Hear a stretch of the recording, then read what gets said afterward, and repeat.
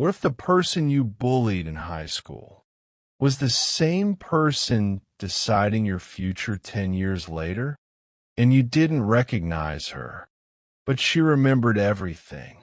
Lena learned early what it felt like to be invisible. She was quiet. She stayed at the back of the class. Her clothes were simple. Her voice was soft. Her confidence was still growing.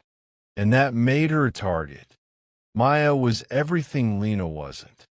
Popular, confident, loud, the kind of person people followed.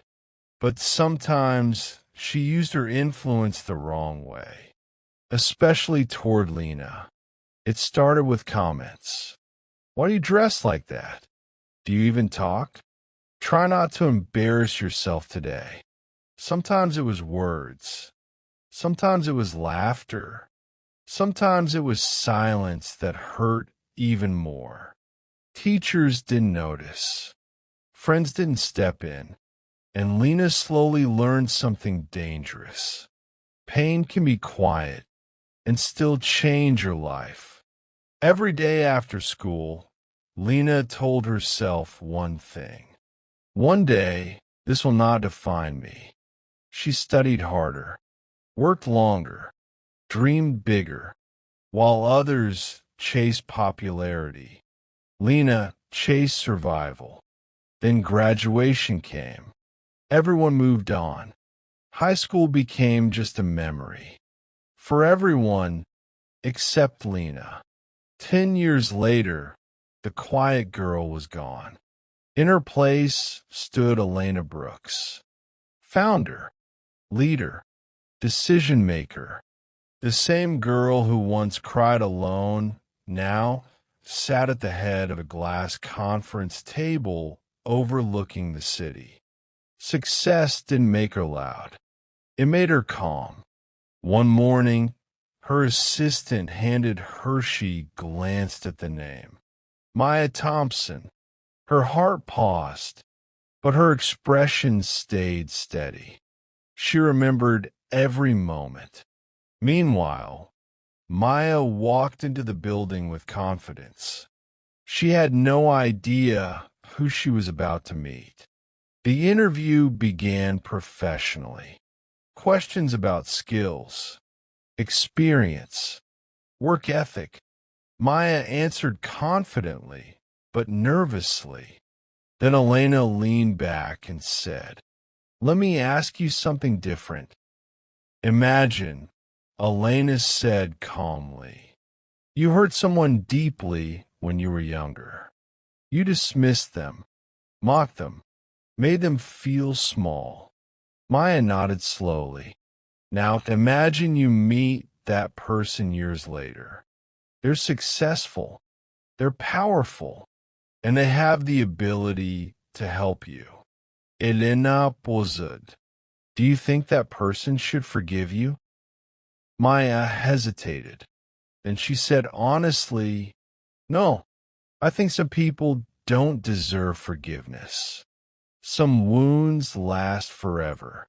The room went silent. Elena nodded. Then she said quietly, what if I told you I was that person? Maya froze. Elena continued. I was the quiet girl you laughed at, the one you made feel invisible, the one you never thought would matter. Maya's face drained of color. She stammered, apologized. Her voice shook. I didn't know. I was young. I'm so sorry, please. She began to cry. Elena watched her, not with anger, not with pride, but with clarity. After a long moment, Elena spoke. I forgive you. Maya looked up, stunned.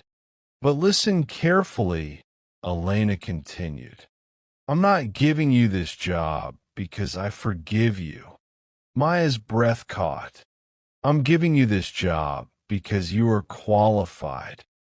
Elena stood. Forgiveness healed me long before today. This opportunity is about merit, not mercy. She added softly, but remember this moment. Not everyone you step on stays beneath you. Maya left that room changed, not just grateful, but humbled. And Elena, she didn't win by revenge. She won by becoming someone so strong that the past no longer controlled her. Here's the lesson. Forgiveness doesn't mean forgetting.